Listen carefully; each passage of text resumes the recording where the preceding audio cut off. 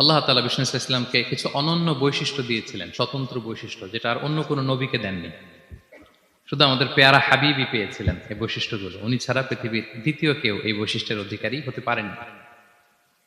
এই অনন্য বৈশিষ্ট্য কি? সে সমস্ত স্বতন্ত্র বৈশিষ্ট্য যেগুলো দিয়ে আল্লাহ তাআলা বিষ্ণু ইসলামকে ধন্য করেছেন।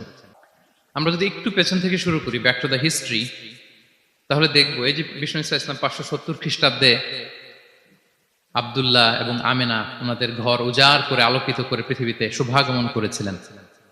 এ ধরার বুকে ওনার শুভাগমনের 2000 বছর আগে সাইয়েদনা ইব্রাহিম আলাইহিস সালাম ওনার আগমনের জন্য আল্লাহ তাআলার কাছে প্রার্থনা করেছিলেন। We have to connect the dots. History বুঝতে হলে আপনাকে ডটগুলো একটু কানেক্ট করে নিতে হবে।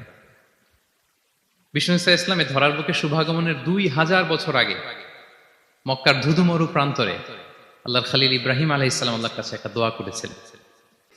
সূরাতুল বাকারার 129 নম্বর আয়াতে আল্লাহ তাআলা এই দোয়াটি, সাইয়েদনা ইব্রাহিম আলাইহিস সালামের দোয়াটি হুবহু কোট করেছেন। তিনি দোয়া করেছেন, রব্বানা ওয়াবআথ ফীহিম রাসূলাম মিনহুম ইয়াতলু আলাইহিম আয়াতিক ওয়া ইউআল্লিমুহুমুল কিতাবা ওয়াল হিকমাতা ওয়া ইউযাক্কিহিম ইন্নাকা আনতাল আজিজুল হাকীম। হে আমাদের রব, এই জনপদে তাদের মধ্য থেকে আপনি একজন রাসূল পাঠান, যিনি তাদেরকে আপনার আয়াত তেলাওয়াত করে শোনাবে, আপনার কিতাব শিক্ষা দিবে, প্রজ্ঞা শিক্ষা দিবে এবং তাদেরকে শুদ্ধাচারী বানাবে।